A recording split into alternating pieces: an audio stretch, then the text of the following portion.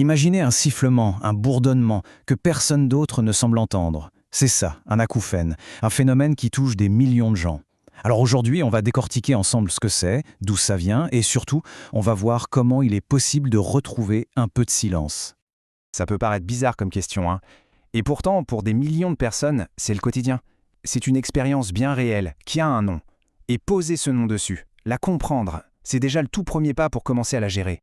Justement, allons-y, mettons des mots sur cette expérience. Un acouphène, qu'est-ce que c'est, au juste? Parce que, on va le voir, tout part de là, de la définition.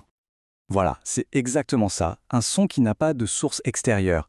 Un acouphène, c'est un sifflement, un bourdonnement qui n'existe en fait que pour la personne qui l'entend. C'est pour ça qu'on parle de bruit fantôme. Pour les autres, il n'y a rien, mais pour la personne qui le vit, c'est terriblement, incroyablement réel.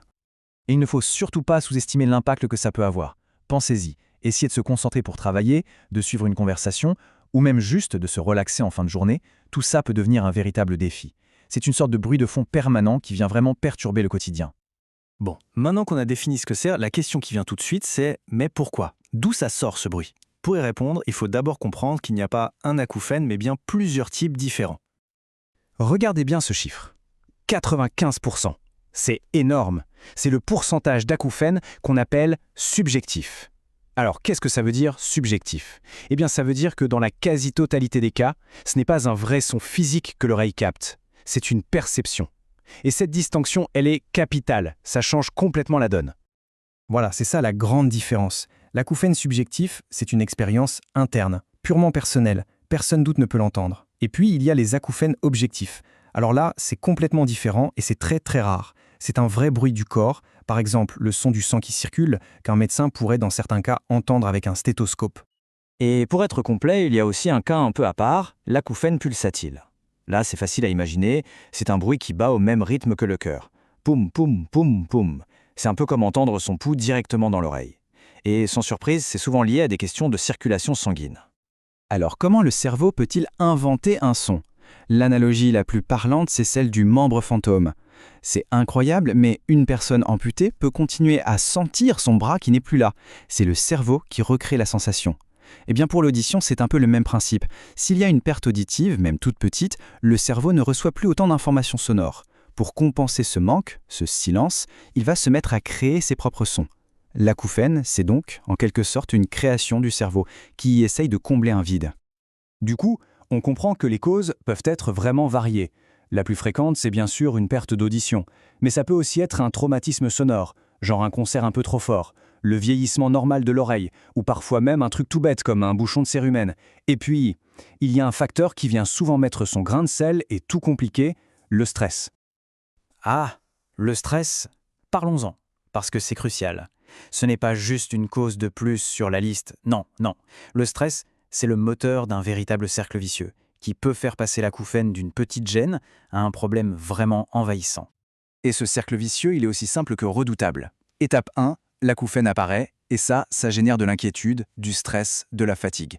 Étape 2, ce stress met le cerveau en état d'alerte. Il devient hyper vigilant et se focalise encore plus sur ce bruit dérangeant. Et donc, étape 3, on perçoit l'acouphène comme étant plus fort, plus présent, ce qui évidemment augmente encore le niveau de stress. Et la boucle est bouclée. C'est une spirale infernale et la clé, c'est de réussir à la casser. Ok, donc comment on fait pour casser ce cycle? C'est la grande question. Et la bonne nouvelle, la très bonne nouvelle, c'est qu'on n'est pas condamné à subir ça. Il existe un vrai parcours bien structuré pour aller chercher un soulagement et le trouver. Le point de départ, c'est toujours le même. Une consultation chez un médecin ORL. C'est indispensable pour poser un diagnostic clair et s'assurer qu'il n'y a pas un autre problème médical derrière. Une fois que c'est fait, l'audioprothésiste entre en jeu. Son rôle, faire un bilan auditif super complet pour vraiment cartographier l'audition. C'est à partir de là qu'on peut commencer à tester des solutions sur mesure, les essayer, les ajuster, jusqu'à retrouver un vrai confort. Alors justement, ce parcours, il débouche sur quoi concrètement? Quelles sont les solutions et les stratégies qui existent pour reprendre la main? Voyons ça tout de suite.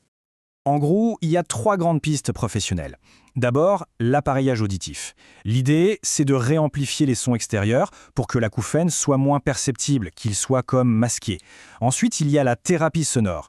On diffuse des bruits doux, comme un bruit blanc ou le son de la pluie, pour que le cerveau se focalise moins sur l'acouphène. Et enfin, les thérapies comportementales. Là, le but est différent, on apprend à gérer sa réaction émotionnelle, à dédramatiser le bruit pour qu'il devienne moins dérangeant.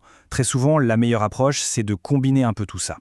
Mais attention, il y a un point qui est vraiment essentiel à retenir. Dans la majorité des cas, la solution est plus simple qu'on ne le pense. Comme l'acouphène est très souvent la conséquence d'une perte d'audition, eh bien le simple fait de corriger cette perte avec un appareil auditif bien réglé, ça suffit. Ça suffit pour que l'acouphène passe au second plan et qu'on finisse par ne plus y faire attention. Et puis, au-delà de l'aide des professionnels, il y a aussi ce qu'on peut faire soi-même, au quotidien.